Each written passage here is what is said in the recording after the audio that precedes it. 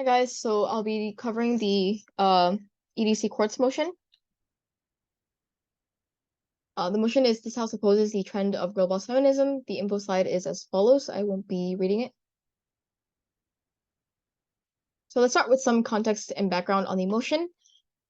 Girlboss feminism essentially grew out of middle to late 20th century to early 21st century feminist movements that advocated for women's greater role in politics and business. Examples, I think, prominently being Margaret Thatcher, your Hillary Clintons, Sheryl Sandberg, Martha Stewart, I guess. So noticeably, all of these women are kind of white women or white passing women from developed countries, from privileged backgrounds. And so today, I think what's most important to note is the concept of being a girl boss increasingly has evolved and reflects the values of third and fourth waves of feminism. So they prioritize inclusivity, diversity. You see a lot more gender and sexual minorities, people of color, the developing world, sex workers, etc., participating in the discourse around being a girl boss. I guess your modern examples would therefore be your AOCs, Greta Thunberg's, Malala, maybe in pop culture, I guess like Beyonce and Zendaya. So girl boss in today's context doesn't just mean one thing. The primary commonality, if any, between the different usages of the term and concept is maybe threefold as follows. You identify as a woman, you're successful in your career, and given capitalism, that most likely means you make a lot of money, but obviously it can also be rising to a higher position or status in whatever line of work you're in, regardless of how much you actually earn. And personality traits are also kind of key. You have to be confident, independent, and assertive. So traits that are traditionally associated with men, basically. So as a trend, then what does this mean? As a trend, I think girl boss, the rhetoric and the concept refers to prevalence and spread usage of the term in news media, social media, mainstream discourse, and even everyday interactions, people calling each other girl bosses. So the overall promotion and conversation around women who can be considered girl bosses, the girl bosses themselves also using their platform to reach other women, share experiences, and spread messages of empowerment and positivity, maybe about their workplace situations and lives as well as personal lives.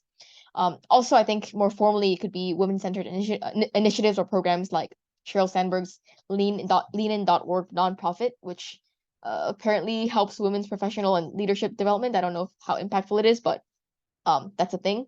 So the overall trend therefore means anyone and everyone, and increasingly therefore more people participating and engaging in girl boss feminism, either by being one, attributing the label to someone else, or supporting women becoming girl bosses, insofar as they're performing the socially accepted criteria and their efforts are recognized and legitimated by other women.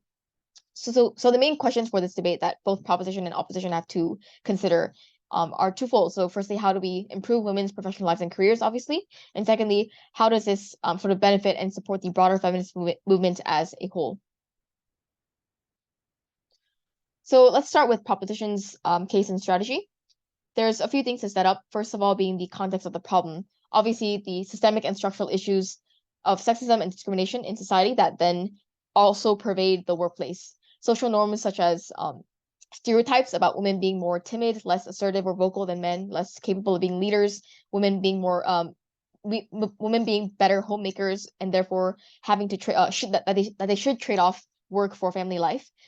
Also, higher ups and those in senior management positions historically and still often being men, and social networks therefore being centered and concentrated around those men in power who often doubt women's equal capacity to do work. The result of this being unsafe and unfair workplace cultures that don't recognize women's contributions as much. So women's contributions are recognized much less and rewarded less. Women being scrutinized much more also, especially when they're promoted, often for sexist reasons unrelated to merit but linked to appearance and gender more often. I guess also harassment, microaggressions, as well as assault cases that aren't penalized, especially given that companies often want to preserve their image first and are also unwilling to change because maybe it's inconvenient or it could negatively affect the workplace environment once they bring up these issues that women face. And overall, that means a lack of formalized rules and safety precautions in the workplace to ensure women aren't treated poorly. The next thing then is to characterize this trend in girlboss feminism, which will soon interact with our contextual problem of workplace sexism and discrimination. So the trend, in addition to the things I mentioned before in the background and context of the motion, the main thing that a proposition should highlight is that the trend refers to the discourse, which illustrates the best of the best that women can be, which is just as good as or greater than what men achieve in their careers. So it can be discussed at the informal and formal institutional levels. So in everyday circles, at the informal level, you have interactions, engagement, and like discussion that attribute indicators traditionally describing men, but you use them to attribute them to women instead. So confidence, innovation, ambition, assertiveness, leadership. So all these are attributed to women as a form of encouragement and empowerment instead, and often you use the label of girl boss or whatnot. Then at the formal or institutional level, you have much more highlighting women's success as often as possible in mainstream media discourse. So it could be things like media spotlighting those women who achieve breakthroughs and historical milestones in their respective careers and fields, women-centered professional development initiatives that support younger female entrepreneurs. This could be led by businesses, nonprofits, advocacy groups, and political groups as well, and I guess individuals like Sheryl Sandberg apparently. And obviously, overall, it also means more promotion and advertisement of organizations that have women in high ranking or senior positions or female business elites in general. So once that's contextualized, propositions, I think first thing is obviously to talk about how this trend actually worsens women's professional lives and careers.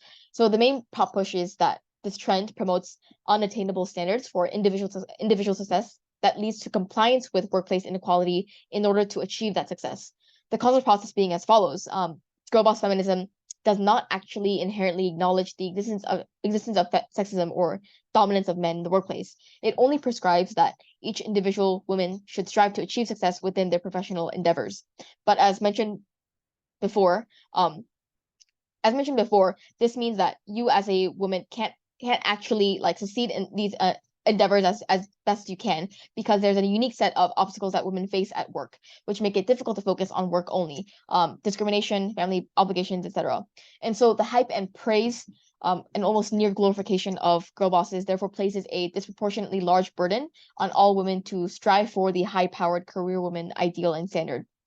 The effect being that women are forced to make a trade-off between individual success and all other important things, whether it's fighting against inequality, taking care of their families, or all other aspects of life that they might enjoy otherwise. And why is this the case? And this is what proposition I think needs to characterize from the beginning, which is limited time, capital, and capacity of each woman to address all these facets individually. So insofar as men are still the ones in positions of power, you would have to lean into even problematic workplace environments in order to do the networking and socializing that's going to help you succeed as a woman in the workplace. Because if you challenge these structures, you are seen as unladylike. You're punished for it precisely because society isn't used to seeing women as authoritative. So to try and resist the system as an individual woman is personally exhausting and costly to your career. Again, twofold reasons, I guess. First being capitalism expects that individuals should endure whatever they have to in order to succeed the fastest as possible. The second being that men want to gatekeep their positions from women because toxic masculinity means, they fear women performing just as well as them. And overall, this leads to women accepting male behavior and male choices as default rather than challenging them. So I think proposition's job here is to emphasize not just that women are powerless individually, but the reason that they are powerless individually is because of the incentive structures and the sort of cultural dominance of men in the workplace, and the institutions that are very inflexible to changing that workplace culture, because again they want to preserve themselves and also they are used to seeing men in positions of power and making the most important decisions in the workplace. So what happens then is you overall are unable to challenge status quo, and each individual woman is compelled to conform to that status quo instead. And a few outcomes follow from here that need to be flagged out. So first of all being that career success becomes inaccessible, because not all women can actually be the brilliant career woman that overcomes patriarchy at work against all odds. For the majority who aren't actually super ambitious or assertive or come from disenfranchised backgrounds, it's pretty unthinkable to achieve success while also having to endure and stomach and overcome sexism. But when girl boss feminism becomes a trend, it also ironically becomes the standard by which everyone tries to live up to, meaning that those who can't live up to it are sidelined and given less opportunities, even if their work isn't actually subpar. So girl boss feminism essentially discourages those people who aren't the most ambitious or who don't necessarily want to be leaders, and particularly it negatively affects those minorities who already start on unequal footing and are conditioned to believe that they can't succeed that much anyways. The outcome that follows then are women being harmed. So both men and women are less likely to call out and attempt to change issues such as harassment, unfair promotions, penalties, etc. So there's less discourse or discussion, meaning you then prolong problematic male attitudes and behaviors in the workplace. Work-life balance then also becomes worse for each individual woman because they are unable to change status quo by themselves and are forced to choose between work and family instead. Because if you want to achieve professional success, that means you have to invest a lot in your work at the expense of other priorities. That means women who want to prioritize their work are forced to neglect family life or give up on it altogether from the beginning. Women who prioritize family will be forced to give up on their careers. And on the other hand, you have a group of women who try to do both and end up struggling and being unable to commit to either fully. I think another outcome that follows from there then is overall the lack of support, cooperation, and solidarity between women in the workplace. Because not everyone can achieve that career success to the highest degree, and there are especially less opportunities given to women. That means you have a perception of limited positions for women. That means you as a woman, for instance, would view other women more likely as a threat to your own position, and therefore less likely to help or promote them in the end. And also then, other than this sort of, I guess, strategic view, you also have this fear in you that supporting other women will invite scrutiny and criticism from men, that you are helping other women at the expense of like other men who actually deserve it based on merit, for instance. So additionally, then given the notion that this is an individual race, all these factors such as like fear and like the utilitarian idea of wanting to advance your own career, that means women expect other women to similarly accept this reality and struggle against it on their own. So you might feel empathy for other women, but you expect to deal with that by themselves, and also because helping others takes away again from your own time to advance your own career anyways. And so for proposition, the key thing to highlight in this push about careers is that there is inherently a culture of competition and individualism within this girl boss trend that harms feminine solidarity because everyone's striving for their individual success to reach the top, as opposed to and therefore much more likely to stomach all the problems that exist when you're trying to reach the top, as opposed to find solidarity and help others.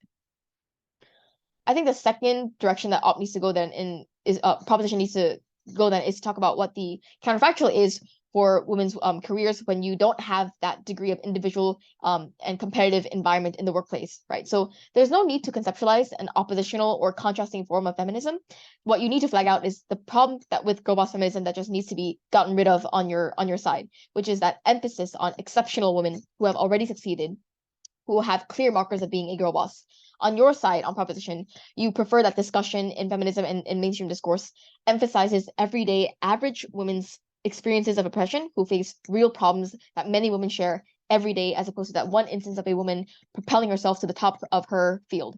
So you prefer that discourse around feminism in the media and in social spaces actively problematize and raise awareness about women's issues in the workplace, especially regarding male behaviors and attitudes. So your goal is to reorient the discussion towards the obligation to change status quo men's behaviors, to re-socialize institutions such as the workplace and its members, instead of talking about women succeeding. So instead of talking about women succeeding, you're talking about why women are unable to succeed right now, not just to the highest like degree of their career, but just even in minimal ways, like just I guess having equal pay and like having not being discriminated or assaulted at work. These are lower level things that you should care about, as opposed to women like wanting the highest levels of success. A few outcomes that follow from this counterfactual, right? The first being accessibility. So you have a lower bar now for conceptualizing career standards for women and women's approach to the workplace, because your focus is not on creating this high-powered career woman, but how to make work safer and just more safer and I guess more positive for everyone. So the outcome that follows from there is that you have more inclusive discourse, and that discourse is more encompassing of actual feminist issues, because feminism in the sort of more conventional sense is not really propelling women to the heights of their career, but about achieving equality, right? Because there are problems that exist. It's not just a positive force that's trying to empower women, but empower women in the sense that there's a issue of relativity, that women aren't being able to just achieve the most basic level of well-being and success that other average men do. So what you have now is a more inclusive and expansive discourse, because more women are entering on the basis of not just wanting to become girl boss, but just wanting to have these basic rights and basic sense of self-worth and identity in the workplace.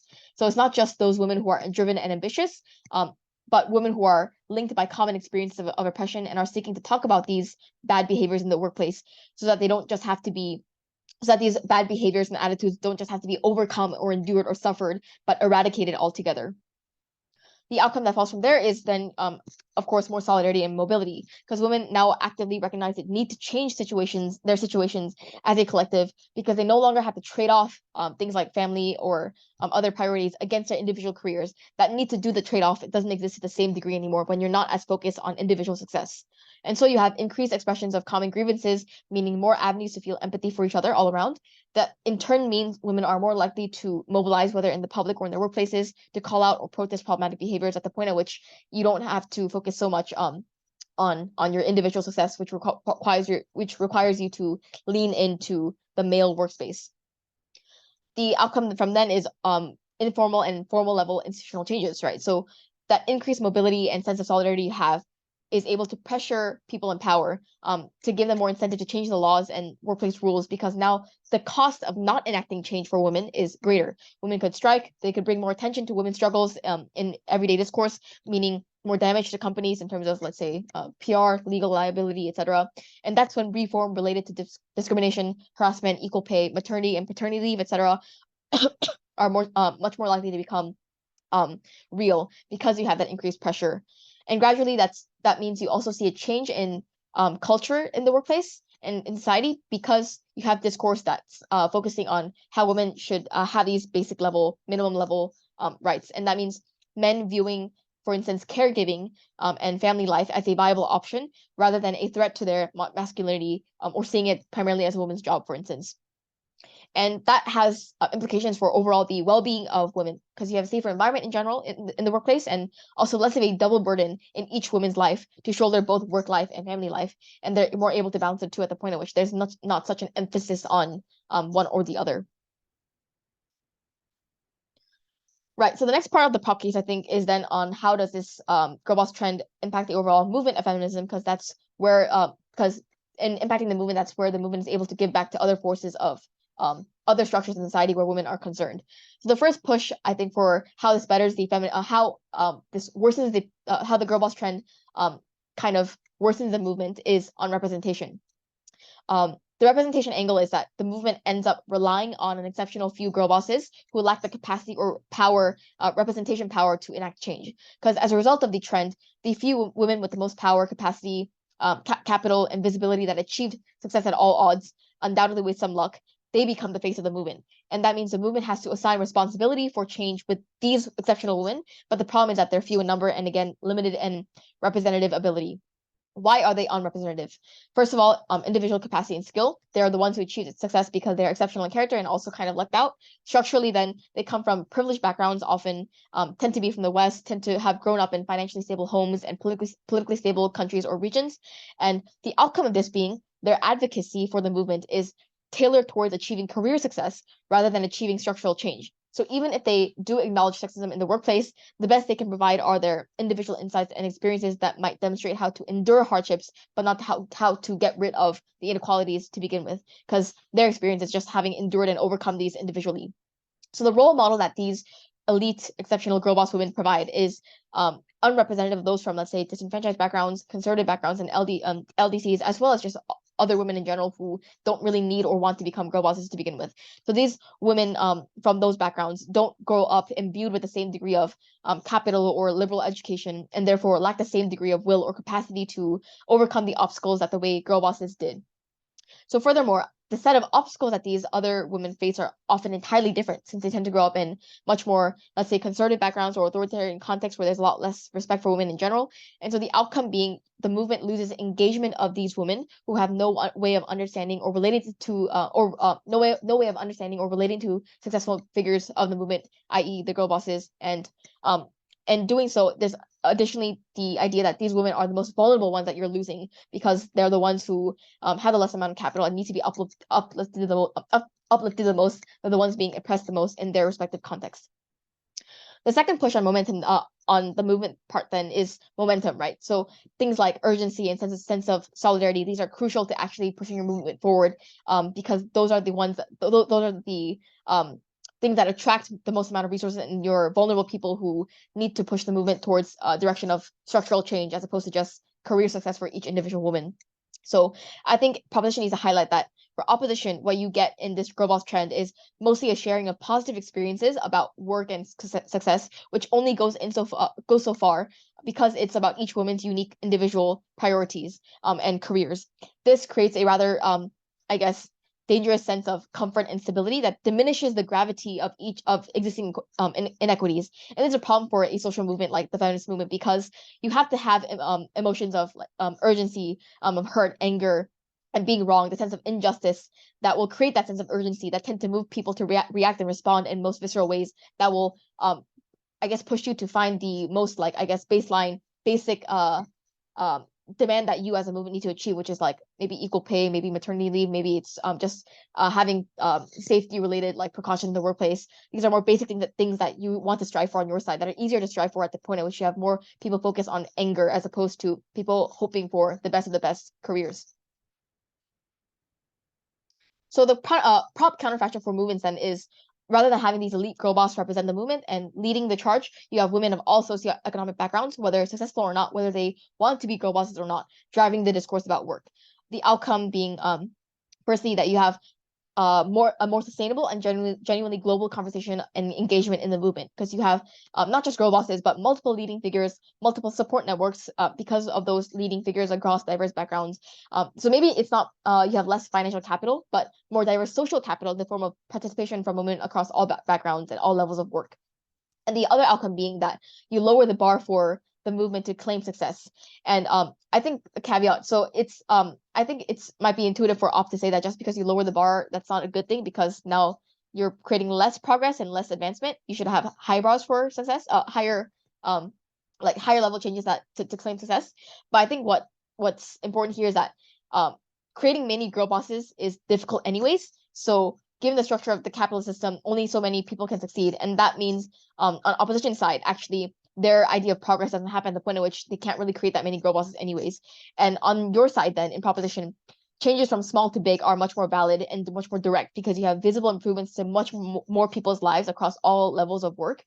And it's longer term, whether it's protecting one woman from an instance of harassment by getting someone fired or changing a policy, whether it's creating new laws about enforcing safety versus propelling one woman to the top of her career, at which point it's not just about changing one thing in her path to get her to her career, but it's her achieving the heights of her career that's the bar for success, at which point it's not even guaranteed that this woman is going to help other women in the long run. So your lower bar to claim success means more avenues to encourage people of the movement's benefits and viability. I think it's much more easier to focus around that idea of like a change that applies to everyone in the movement.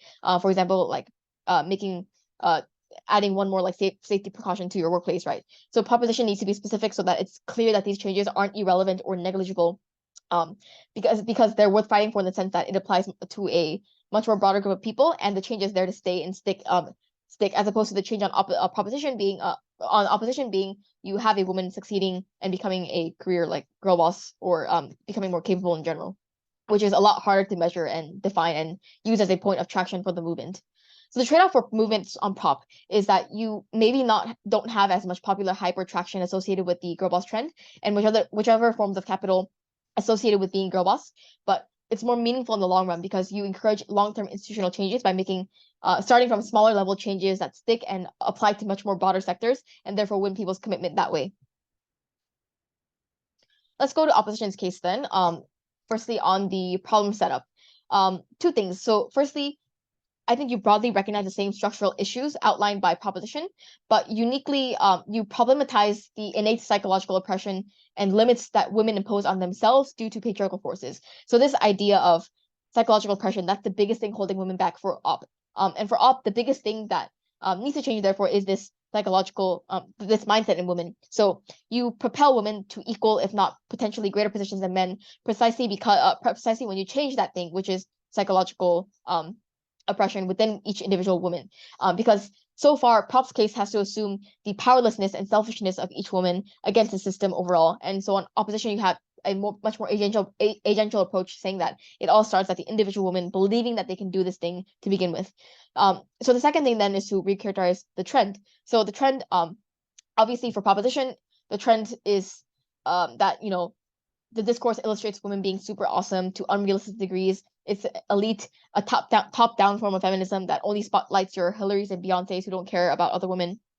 the response in your characterization being that actually the girl boss concept and trend has gone mainstream, such that anyone and everyone can become one, including POCs, those from LDCs, and actually that some girl bosses do indeed build their brand around advocating for women, for other women. And also I think most importantly, even if the movement does not the trend is sort of headlined by elite selfish women, the important thing is still the effect of the performance and model that these women have on the rest of society that inspires other women. So the normalization of girl boss rhetoric and trend leads to a transformational process in each woman that's the key to all changes, and a transformation of women that within that precedes all changes that pop wants to claim. So the starting point is the individual woman, not the structure, the structure of workplace systems and whatnot.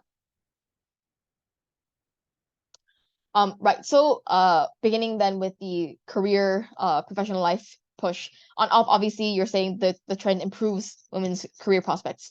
So the main idea is that girlboss feminism has a powerful role model and signaling effect that empowers women from within. The causal process being that the discourse and performances associated with being a girl boss, or even just becoming one, instills belief, positivity, confidence in individual women where previously it was lacking.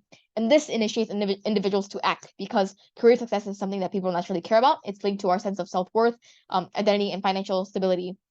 And because then because you have this additional motivation through the girl boss rhetorics, the confidence, positivity, and whatnot, you are much more likely to go out and seek things like education, hard skills, soft skills like networking, even things like achieving physical fitness and health, working on your mental health.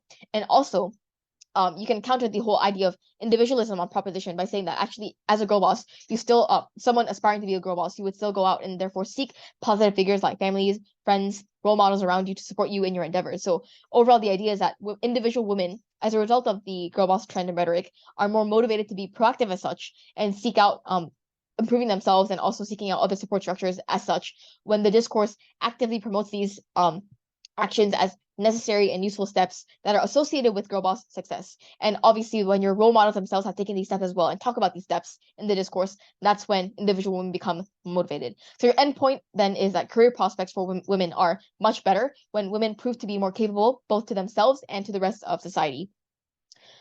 Right. So the point obviously then is again the empowerment of individual women within themselves. And there are several outcomes again that fall from this. The first being that you have which is the first being that more career women or aspiring career women who are increasingly capable actors with more social, political, or financial capital. So on the material front, firstly, again, you have more women entering the workforce, maybe more jobs. That means more avenues for financial stability and independence from maybe oppressive or abusive household context. So that's inherently already a win for women who have jobs, more jobs as a result of the increased confidence and increased capability that follow from that confidence.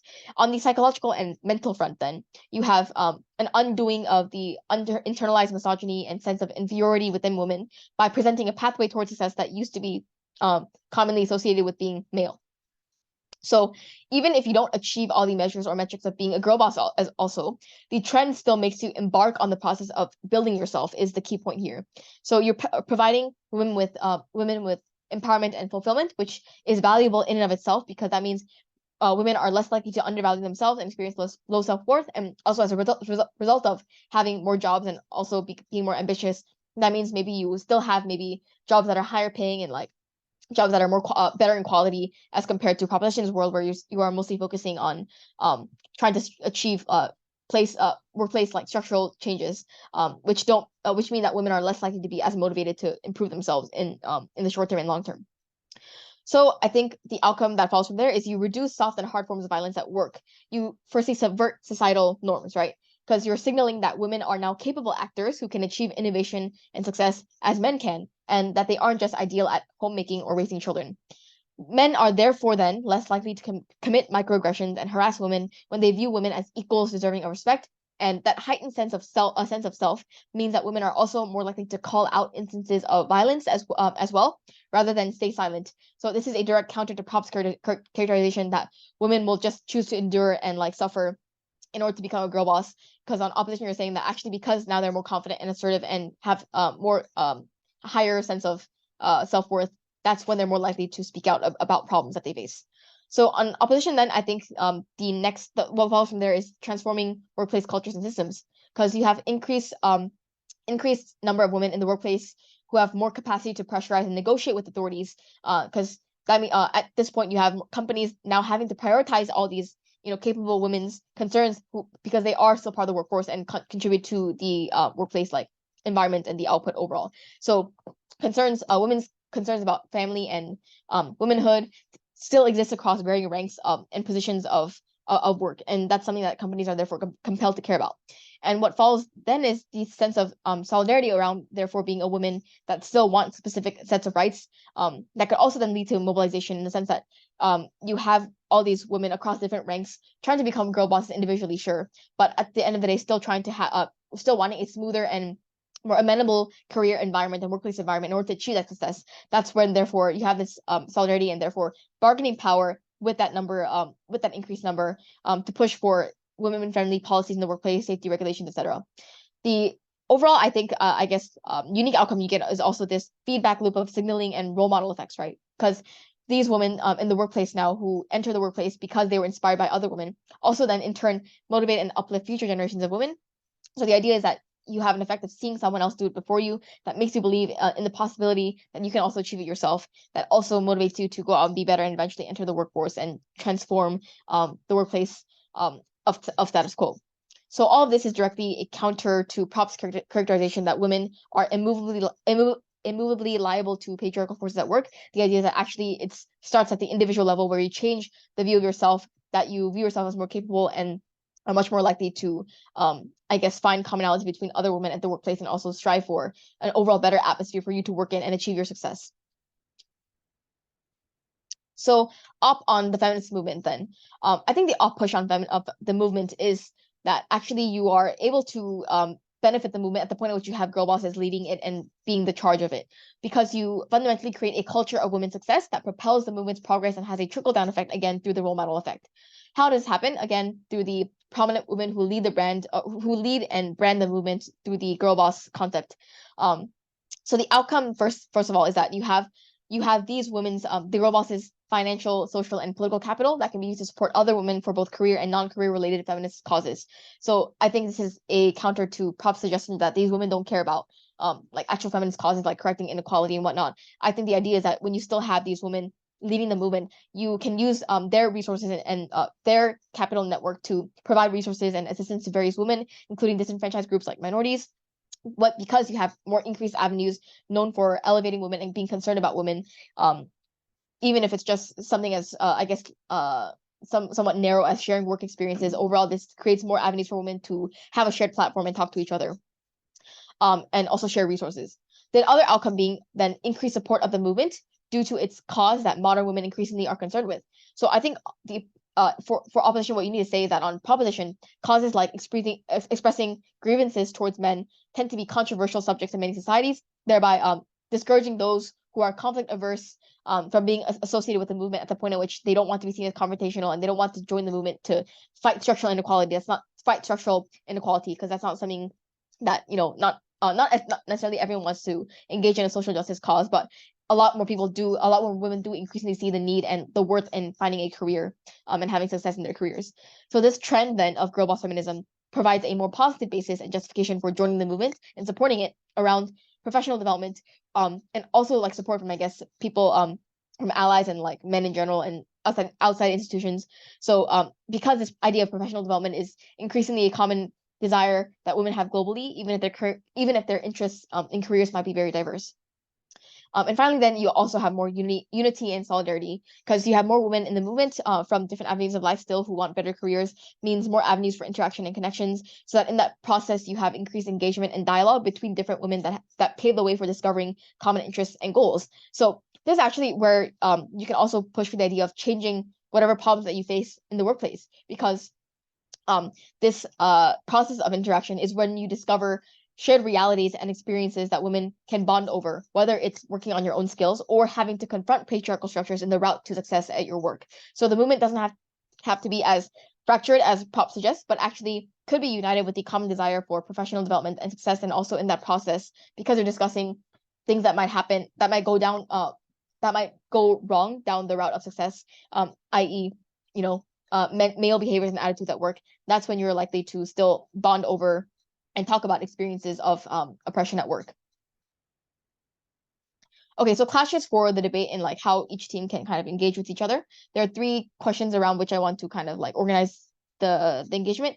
First of all, does this trend actually improve women's careers?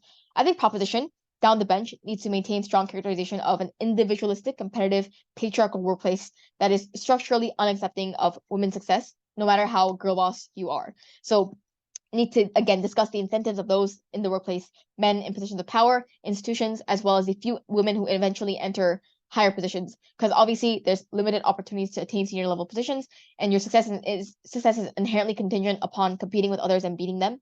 So when girl bosses or aspiring girl bosses enter that system, the system is likely to subsume each individual under existing norms of male dominated success, as opposed to changing itself. Right. That means women again still having to stomach oppression individually while striving to the top, as opposed to finding solidarity with one another. Secondly, then you should flag the difficulty of becoming an actual girl boss, right? Because ops benefit is based on these having more girl bosses achieve success.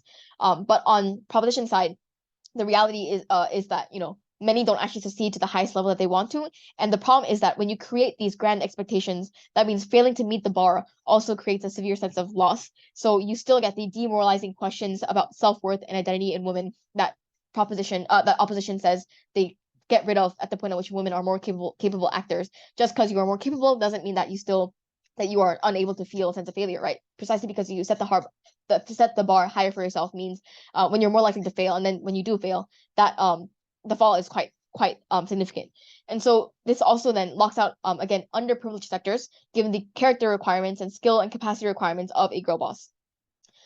Thirdly, then I think it's important to contest the exclusivity of women's professional development and capability and having increased women workforces, right? Because obviously on proposition side women still seek to improve soft and hard skills and better themselves, even if this trend didn't exist. Because opposition obviously would have mentioned things like, why do women care about success, about career success, self-worth, identity, financial stability? These incentives to better themselves and do work still exist on proposition. So obviously this trend did not precede women having these incentives.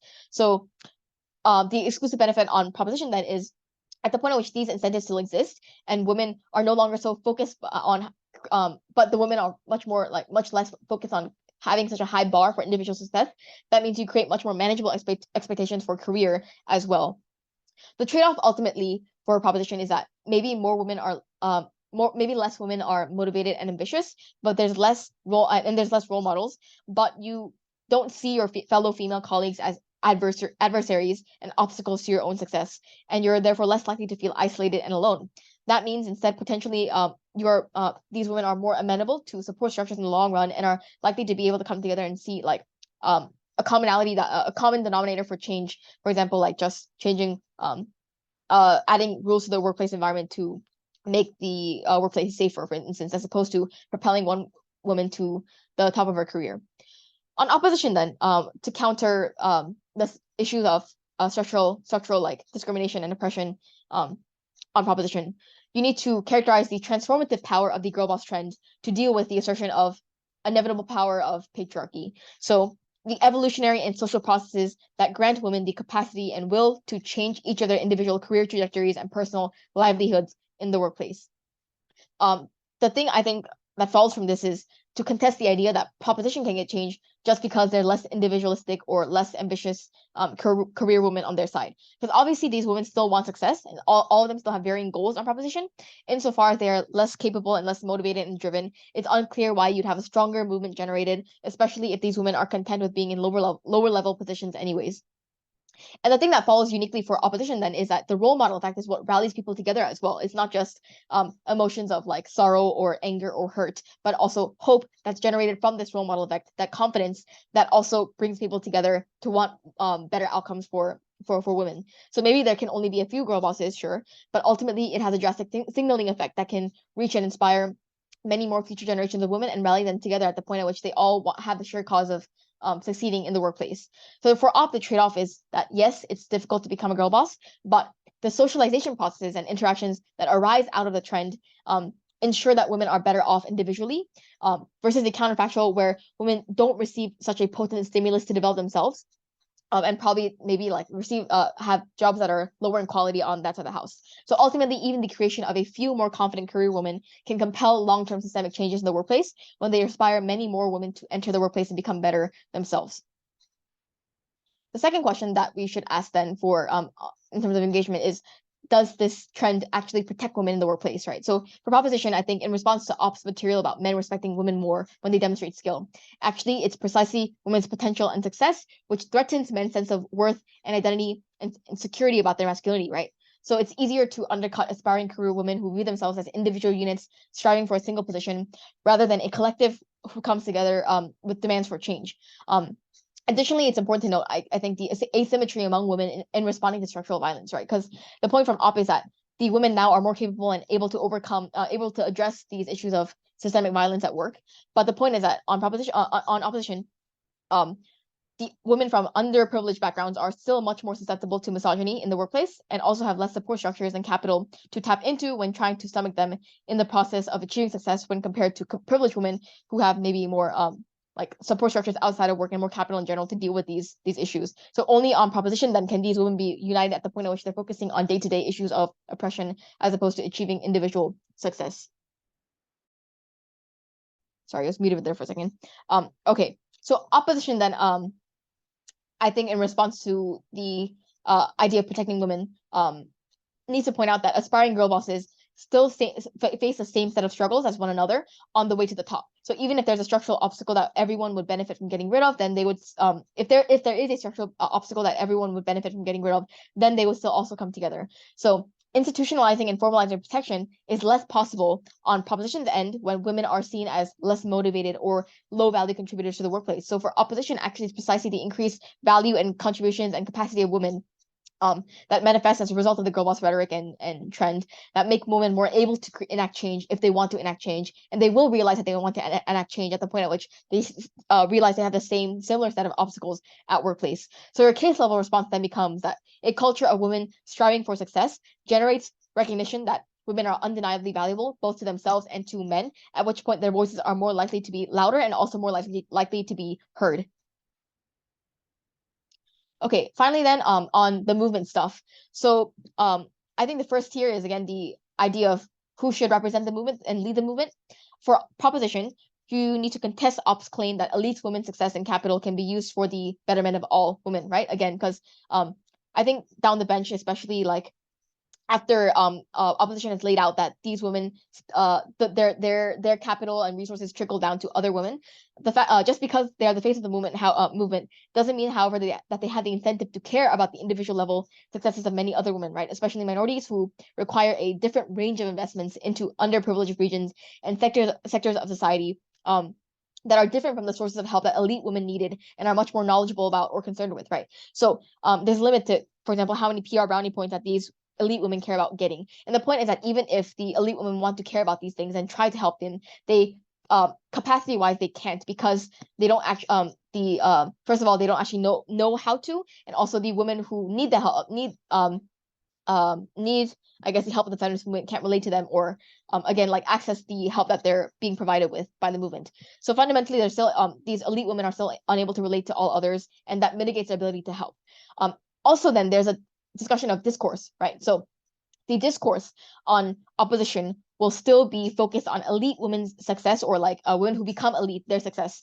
But the problem is that sure, I guess opposition might have some discussion in their discourse about like problems that the girl bosses face on their way to the top, but so many others need a platform and avenue to discuss the average woman's day-to-day everyday current situations of plight, as opposed to what happens on the way to the top, right? What happens when you're always like from the like lower level to the mid level, like the issue that happen, the issue of the violence that occur every day. Those things are what need screen time and like platforming on proposition.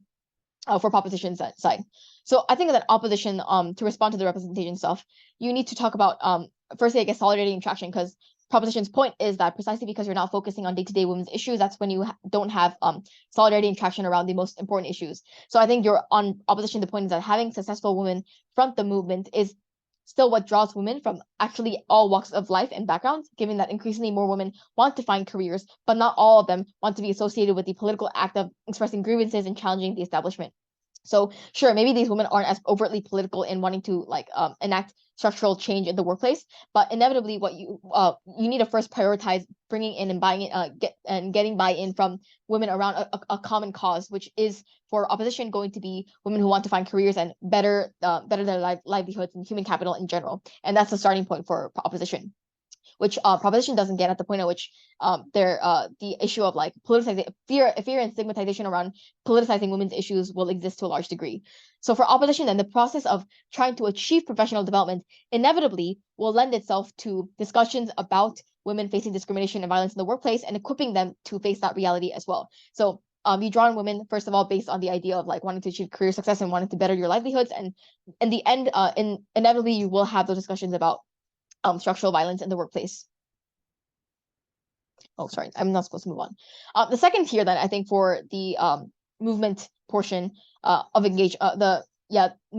portion of engagement is on the overall direction, the base of the movement, the direction, the members, the unity. So for proposition, it's firstly to highlight that opposition might attract more of a certain group of women who aspire to be participate in the girl boss trend, but you lose again the most important vulnerable members of the movement who need to see changes in their immediate struggles against sexism and discrimination. So again, the everyday day-to-day struggles need more screen time and like traction in mainstream discourse. And also the type of solidarity is what crucially matters for proposition. You need to find comfort and conviction that your situation can change through fellow women based on current shared predicaments that need to be solved right now, rather than connections made based on positive feelings of hope and inspiration about professional success, because that only lasts so long insofar as you can maintain that hope and actually achieve success, which is not guaranteed on opposition, as opposed to on proposition's end, these problems of like struggling against workplace violence will still exist all the time. So it's much less ephemeral. The concern is much less ephemeral on proposition.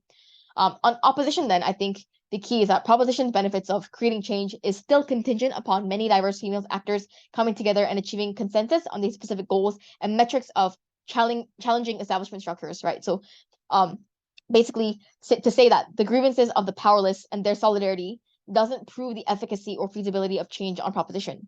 So actually then on opposition, the process of achieving professional development will still highlight obstacles for women and those who care about women's professional development within the movement, who have benefited from the community, can actually still give back where they can, because again, they want to set the same example and precedent for other women that was set for them by previous women.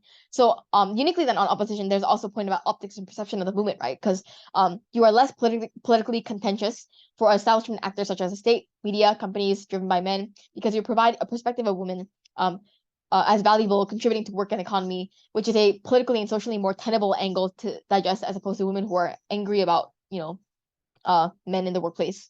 So trade-offs then on proposition. Yes, you have less focus on future generations with potential to succeed. Maybe you have lesser pay. For the time being, many women are more likely to take lower paying jobs and not going to strive for the highest positions. But you are focusing on the now, where many women need the opportunity to speak about the problems they face and are therefore able to find those who share similar grievances, because it's much more broadly shared across all different lower to mid levels of work, as opposed to trying to achieve the top tier. On opposition, then the trade-off is that you have less attention to women's immediate plight in the mainstream discourse, but the movement is much more sustainable, because the goal of achieving success attracts participants and eases the reception of the movement by society at large. Right, so let's cover general strategy for both proposition and opposition then. The proposition path, I think, starts with the point that you have vast structures and cultures of inequality in the workplace that orient men towards gatekeeping success and women towards individual competition with one another. The problem with girl bosses then is that you exacerbate the perception of zero-sum games between individualized units of women in the workplace that encourages compliance with male-dominated systems insofar as you can still achieve that individual goal of success. So your preferred counterfactual on proposition needs to be lowering the societal standard for career women so that the workplace culture lends itself to a more to more camaraderie between women, and also a movement that focuses more on calling out problems of sexism in the workplace. So the caveat here is that you need to acknowledge that the path to change is a brutal struggle still that will face pushback for sure. But the key is that you have decreased emphasis on individual success and competition and increased emphasis on shared struggles. So that's a baseline that allows you to claim you have more solidarity and ultimately mobilization, because your benefit is that your exclusive benefit is that you're not placing this high bar for your approach to career as a woman, but rather you're focusing on the everyday existing issues that affect more women broadly across different like levels of sectors of society and regions. I think for uniquely then proposition, I'll cover this for up as well. Your take on, for example, the Me Too movement would be that the discussion of Me Too happened precisely not because of individual success, but because of systemic problems that women face at all stages of career progressions. And that is what blows up the media and demonstrates the misogyny inherent to society. That's when more discourse happens. So overall, there is a struggle, but it's much more united and focused when every woman isn't striving to be the richest or most powerful person. You are more likely to reorient your goals and expectations of the movement and your approach to career and society at large towards fundamental basic rights like freedom from discrimination, and sexism, because as a collective that cares for all individuals, you would seek the lowest common denominator that can benefit everyone, as opposed to how do we get this young woman entrepreneur to become the next CEO. Next then, for opposition's strategy, the starting point is somewhat similar to proposition, but again, like in saying that there are structures of inequality, but the key is that women are the ones with the greatest capacity to help themselves. It's a gentle take as opposed to a structural one that proposition will try to drive in from first speaker. So your solution, therefore, is to elevate as many women as possible to the top of their professions, and in doing so, instill with them a culture of confidence that eventually lets them to believe that they have a capacity to create a better future for themselves and for other women. So you should, as opposition, acknowledge again that not everyone can become a girl boss and that many will probably fail. But you magnify the effect that even a few can have, and how this trend lends itself to processes of personal and professional development that emotionally empower women and make them more capable actors with probably better careers still at the end of the day as compared to proposition. So note again that the girl boss trend can also become more inclusive to include the elevation of disenfranchised peoples, because proposition is going to push that this is a very inaccessible and elitist trend, right? Given the inability of all people to like relate to and materialize the girl boss trend. So I think for opposition then, professional development can you need to discuss how professional development can fundamentally still be a point of unity and progress for the feminist movement, because proposition's push is precisely that, because you have less emphasis on like shared grievances, you have less unity and solidarity. But for opposition, this idea of professional development is still something that provides positive incentives to join and stay in the movement, rather than ones that proposition has, which is fighting against inequality, which is a cause that will directly pit the movement against established patriarchal structures and institutions in much more visceral ways that is counterproductive and slow in achieving change. Okay, so what would opposition's take on Me Too be? Just to help you kind of like visualize. So for opposition, it's the idea that Me Too was precisely possible with the help of high-profile women and girl bosses that allowed Me Too enabled Me Too to rise to the top of mainstream discourse, right? Because it served as an indication that those who strive to be girl bosses may also speak to each other and for each other as well, at the point at which their shared concern of becoming a high-powered career woman was stopped in its tracks by men, problematic male attitudes and behaviors at work. So to summarize, there's a culture and trend of girl bosses that's in and of itself already indicative of individual and structural changes that can trickle down to lower level societal changes within individuals that can later inspire higher level changes in institutions as well. So I think for opposition, fundamentally you have to note the transformational power and evolutionary power of the girl boss trend and rhetoric within each woman that gives them the power to eventually try and challenge large structures. It's not just to say that girl boss in and of itself is already a win, but to say that this is the sort of transformative change that can lead to men being compelled to change, as opposed to just having high power career women succeed. So your bar for success is not to win, is not actually to just say that you create more girl bosses, but that the girl bosses also will deal with the idea of structural inequality and discrimination that proposition wants to talk about. Okay, so that's pretty much the end of the motion breakdown. Hope it helps.